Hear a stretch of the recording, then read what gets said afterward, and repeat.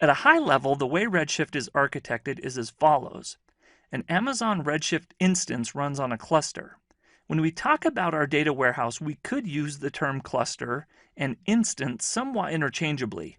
A single Redshift cluster can have one or many actual databases on it, up to a maximum of 60 per current documentation. And like most other relational engines, each database can also have multiple schema defined to organize your tables and objects into designs that best fit your needs. Now, physically at the server level, it's called a cluster because a Redshift cluster is made up of one or more physical nodes, each node having dedicated CPU, memory, and storage. Now, within a cluster, there are two conceptual node types, leader nodes and compute nodes.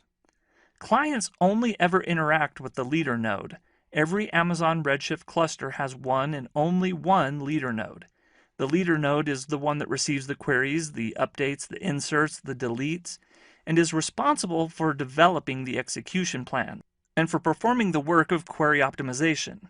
It compiles instructions and then distributes these instructions in the form of compiled native code to the compute nodes, who then work in parallel to retrieve, update, or store data.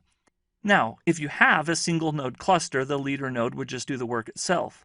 While this would somewhat defeat the purpose of using Amazon Redshift, you could have a cluster made up of just one single node.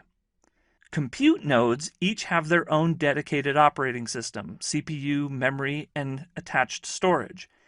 Increasing the compute and/or storage capacity of your data warehouse involves simply adding additional compute nodes, or upgrading individual nodes that already exist. Now, when initially set up, these nodes can either be dense storage nodes, which are simply nodes that are storage optimized, or dense compute nodes, nodes that are more CPU optimized.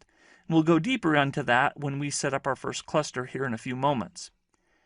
Each compute node is further divided into node slices, each node slice receiving a portion of memory and storage. These node slices then work in parallel to accomplish the instructions prepared by the leader node and given out to each of the compute nodes. The number of slices you get also depends on the nodes chosen, and again, we're going to go through that here in just a minute. So with just a little bit of theory out of the way, before going any further, let's go ahead and set up a new cluster and start doing some hands-on work to drive these concepts home.